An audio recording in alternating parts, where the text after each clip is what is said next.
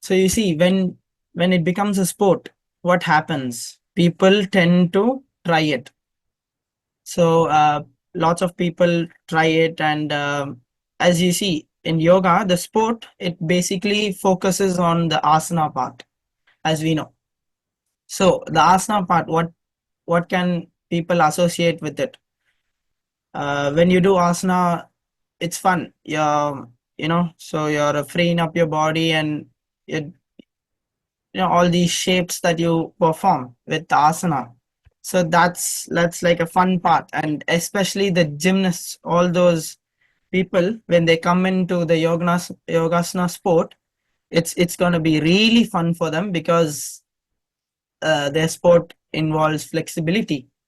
So see, that's a fun factor for another sport. And the same thing, like all these sports have been using yogasana for their sport. So when you make it a self sport instead of using it for other sports, when you become a self sport, what happens is that the sport, it has its own meaning. So now, as you see, we have, like in yogasana sport, what happens is you have various kinds of events. So there are events where it's called traditional, which is just the normal yogasana. You have to do your yogasana pose, and you just have to hold it, and then they grade you. Yeah, that's the basic thing. So that's why it's called traditional. And then you have artistic. So in artistic, you have your way where you showcase your talent by doing dance moves, which is the Bharatanatyam. No Western dance, okay? So just Bharatanatyam. And while performing Bharatanatyam, you're gonna go in certain places, do your yogasana pose, hold it, and it should be in connection with the dance. It shouldn't like just be a regular dance and regular yogasana pose. It should connect, and then the music that you choose to play while doing your performance, it also should be associated with everything. So you see, this becomes a fun factor as you see the talent that the youngsters have to connect everything. And then on top of that, you have the costume. The costume that they wear is associated with the music, it's associated with the pose that they're doing.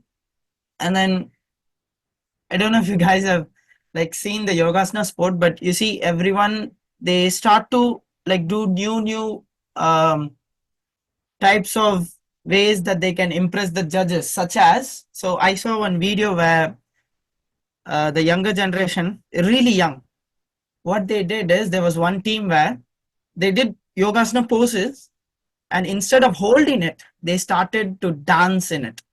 So they started to do foot movements of the Bharatanatyam in the pose itself. So what happens? This is like a factor that makes the younger generation think. They think how to improve the pose. So within the pose, they have the dance moves, which is, it is hard. You even holding the pose, it's hard. So when you do dance moves, it becomes even more difficult. So they start finding new ways, and this helps them. So when I saw this video, I kind of got motivated. I was like, why can't I do that? So like that, it becomes a motivating factor for all the younger generation, and it's fun, really fun. Trust me, it's fun. So you have this competition, and you can see all these youngsters. I'm not sure about other countries, but in India, it has really become a sport, and there are lots of people. I've like, if I open Instagram, it's gonna be just yoga people doing their yoga poses and showcasing what they did in the earlier championships. So it's really competitive here. So they're trying to make it into a bigger level so that it can reach the world. And now it's in the Asian Games, so that's gonna be really like hard, because you see all the younger generation nowadays are focusing on sports. As I'm studying sports science, I know like all the new sports that have been evolving, and like, we connect with sports, so I know what's happening in the sports field, and it's really interesting to see that all the sports have been connecting and evolving. So the same thing with yogasana.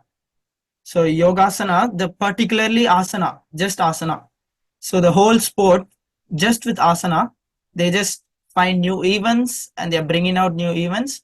And also in the sport, as I was talking about artistic and traditional, you also have, like, you can group up, you can be a duo, you can be a squad, and you can perform. So you're on top of each other, and they have rules also.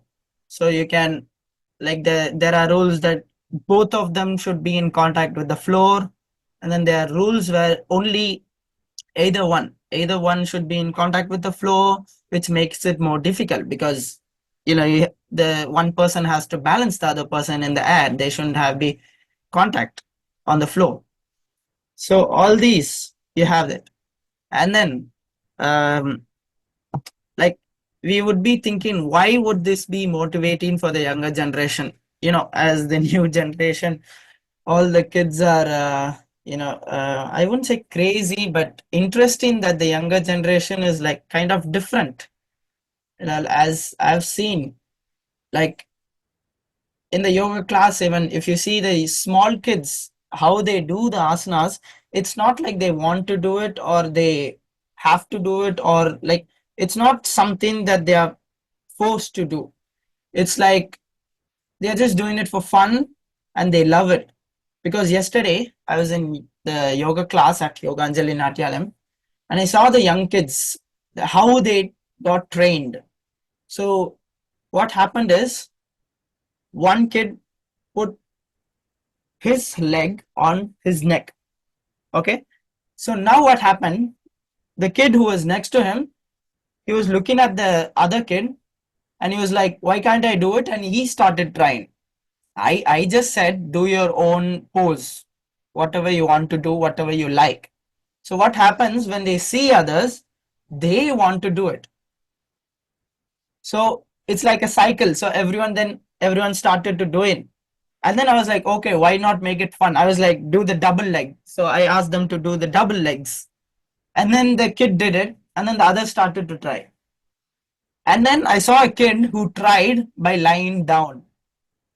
So you see, now what happens? It makes them use their brain. And he laid down and then put the two legs. So see, he had the brains to know that if you lie down, it's going to make the work easier. So like that, it's basically a fun factor. It's so much fun to do asanas. You get your body free and all these things. So that's why they call it the yogasana sport instead of yoga sport, because you can't actually make yoga a sport. It's the asana part which becomes a sport.